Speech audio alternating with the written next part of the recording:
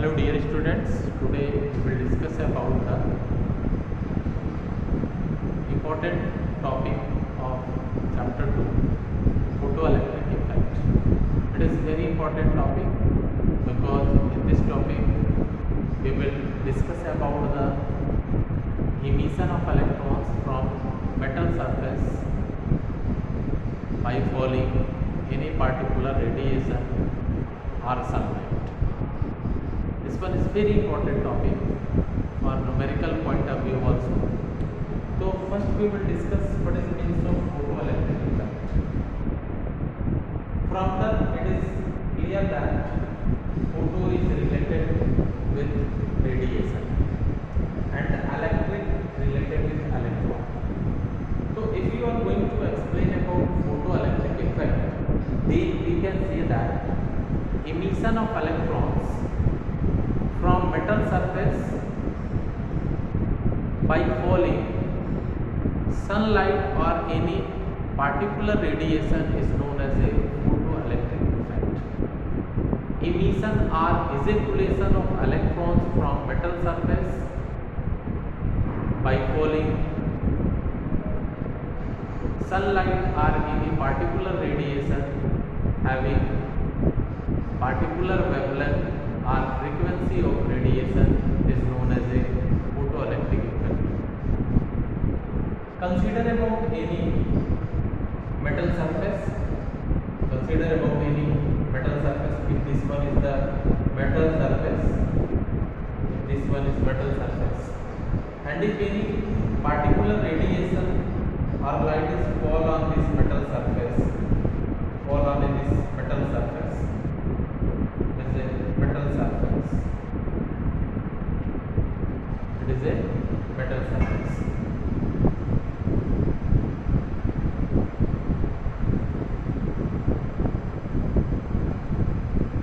This one is metal surface. Metal surface. Metal surface. So if any particular radiation is fall on this metal surface, then electrons start emission from this metal surface. Electrons start emission from this metal surface, and this phenomena is known as a photoelectric effect. Energy which fall on this metal surface in form of radiation or sunlight is utilized in two parts. One part of energy is provide work function, and second part of energy is provide kinetic energy to the electrons. So in this way, total energy which fall on a metal surface can utilize in two parts. One part of energy is utilized to provide work function. Now first we need to know about the work function. What is means of work function? Actually work function is denoted with help of W0. It is amount of energy which required to activate electron from metal surface. It is minimum amount of energy which required to activate electron from metal surface. So dear students, it is minimum energy which required to become free electron from metal surface. Okay, so first part of energy is utilized to provide work function, and second part of energy is provide kinetic energy. Second part of energy is provide kinetic energy to the electrons, and in this way electron leave their corresponding place. Now consider if is the total energy in form of radiation fall on a metal surface. If E is total energy fall on metal surface in form of radiation, and W is the work function, and another part of energy provide kinetic energy. So in this way E is equal to H nu is equal to H nu 0. Here nu 0 is threshold frequency. plus 1 by 2 half mv square kinetic energy. M is the mass of electron and v is the velocity. Here this E is total energy, and this total energy is utilized in two parts. One is to provide work function and second to provide kinetic energy. Frequency with respect to the work function is known as a threshold frequency. This frequency is known as a threshold frequency. This frequency is known as a threshold frequency. It is a threshold frequency. Threshold frequency is minimum value of frequency of a particular radiation which required to activate electron from metal surface. It is a minimum value of frequency which required to become electrons free from metal surface. If any radiation have a frequency less than threshold frequency, then such type of frequencies cannot release electron from metal surface. So it is a threshold frequency, and with respect to this threshold frequency, wavelength is known as a threshold wavelength. Now half mv square is equal to kinetic energy. Half mv square is equal to h nu minus h nu 0. You know h is the Planck constant.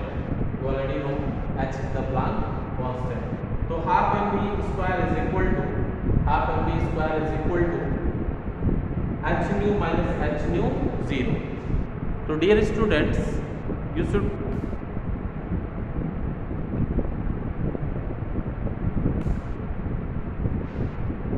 in this way kinetic energy half mv square is equal to h nu 0, where nu 0 is the threshold frequency. Now this one is the hc upon lambda minus hc upon lambda 0.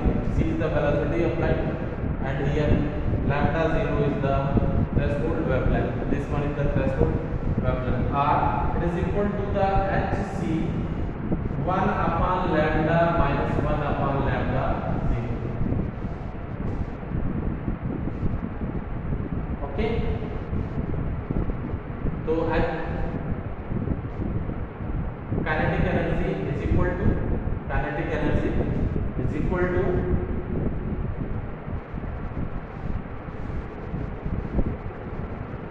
kinetic energy is equal to K. Kinetic energy is equal to hc 1 upon lambda minus 1 upon lambda 0. Lambda 0 is the threshold wavelength. Lambda 0 is this one is the threshold wavelength. This one is the threshold wavelength. Now, so this one is the formula for kinetic energy.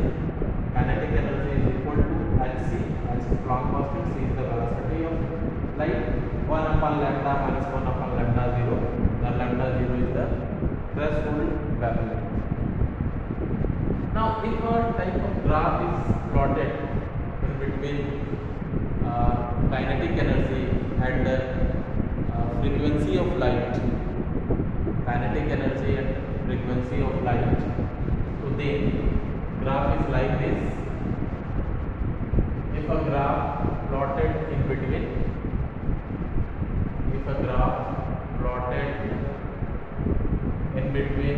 kinetic energy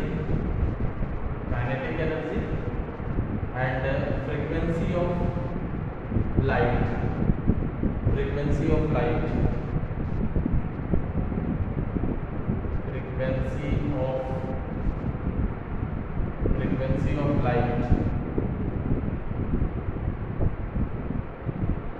that is a new frequency of light.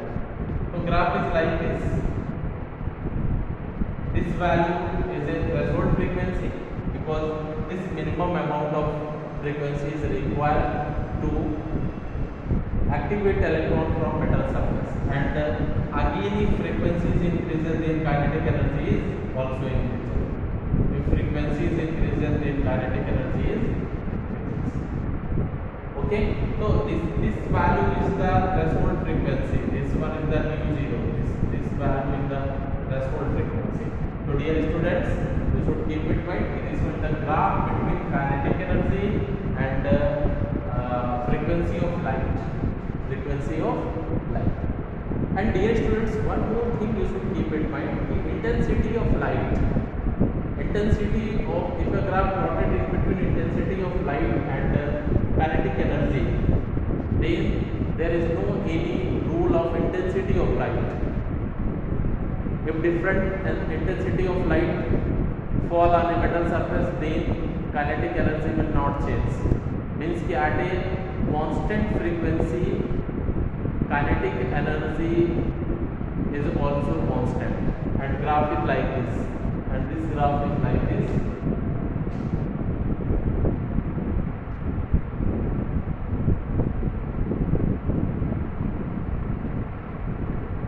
And this graph is like this.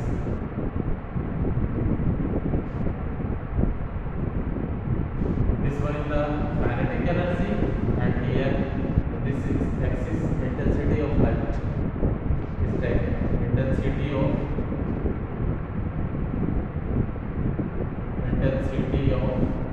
light.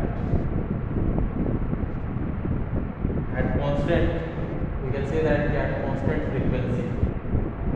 At constant frequency, so graph is constant like this. Graph is constant like this. Dear students, you should keep in mind that this one is the graphical representation of photoelectric effect. One more important thing: stopping potential. Stopping potential. One more important term is used in photoelectric effect, that is the stopping potential.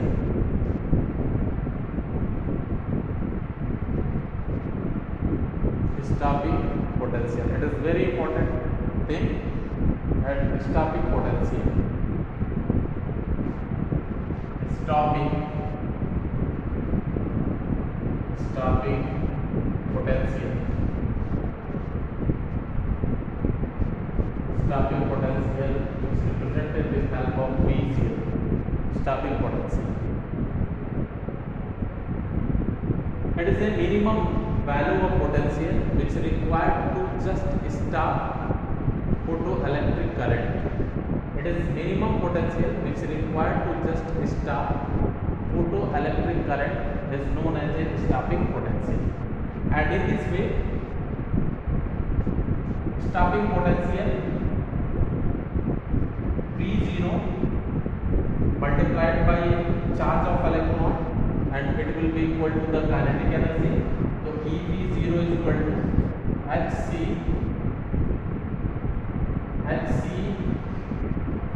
1 upon lambda minus 1 upon lambda 0,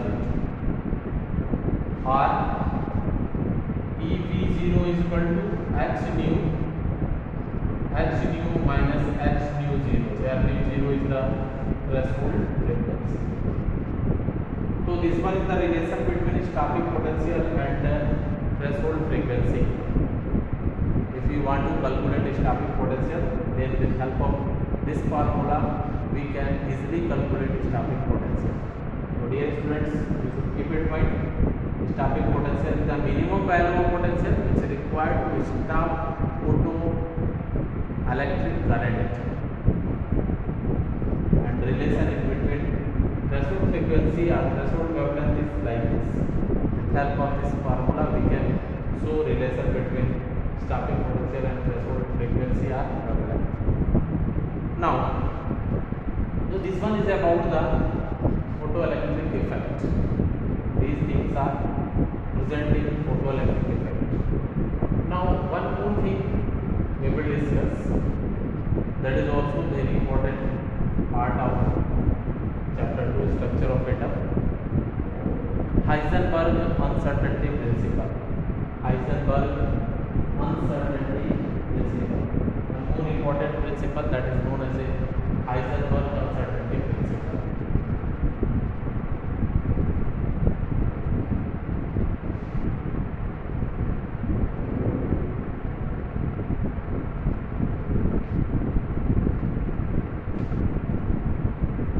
Heisenberg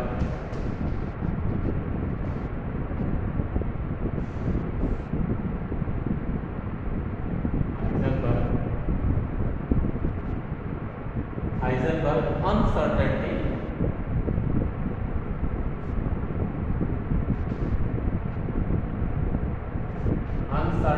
principle.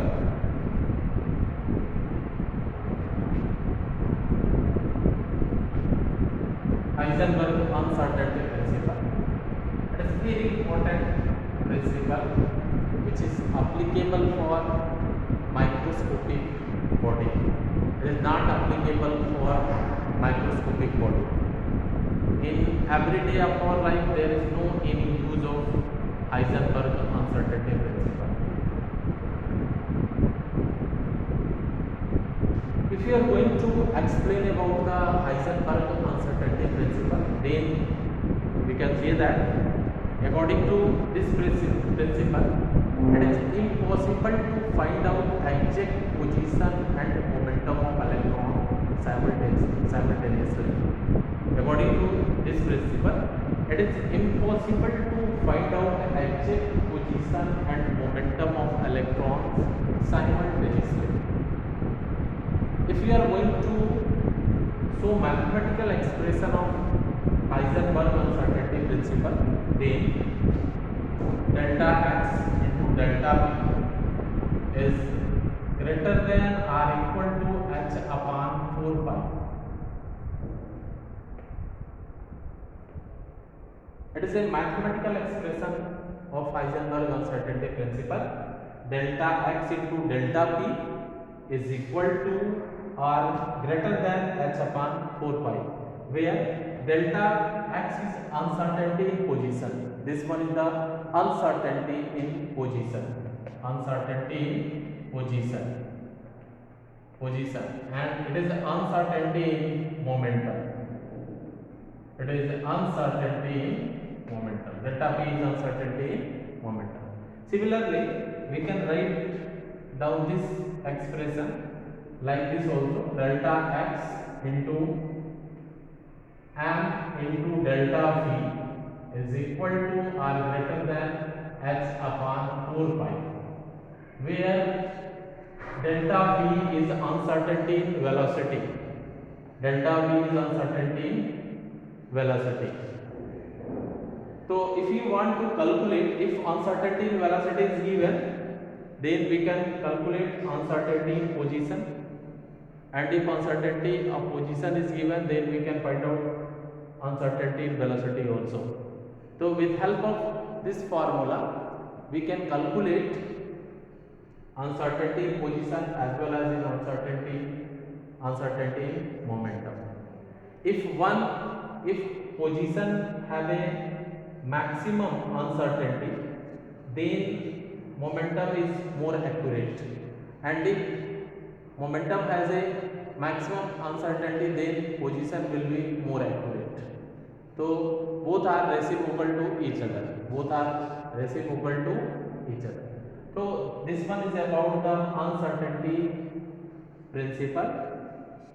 In this principle, we can say that it is impossible to find out exact position and momentum of electrons simultaneously, and mathematical expression of uncertainty principle is delta x into delta p is greater than or equal to h upon 4 pi, where delta x is uncertainty in position, delta p is uncertainty in momentum.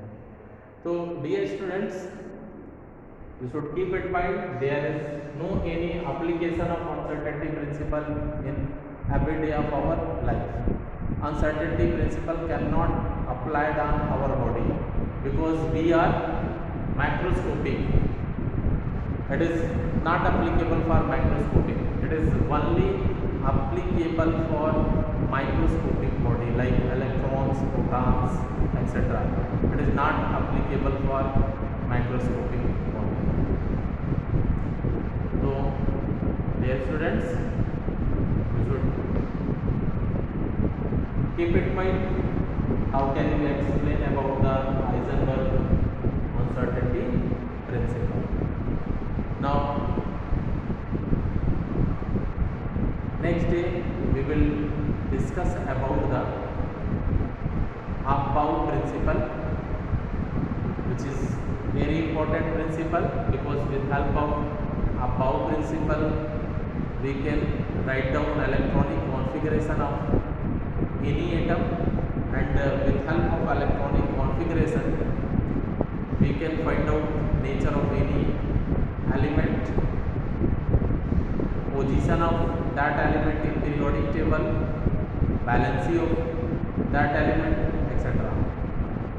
That's why Bow principle is very important, because with help of Bow principle we can get all information regarding any atom. So in next video we will discuss about the Bow principle. Thank you, dear students.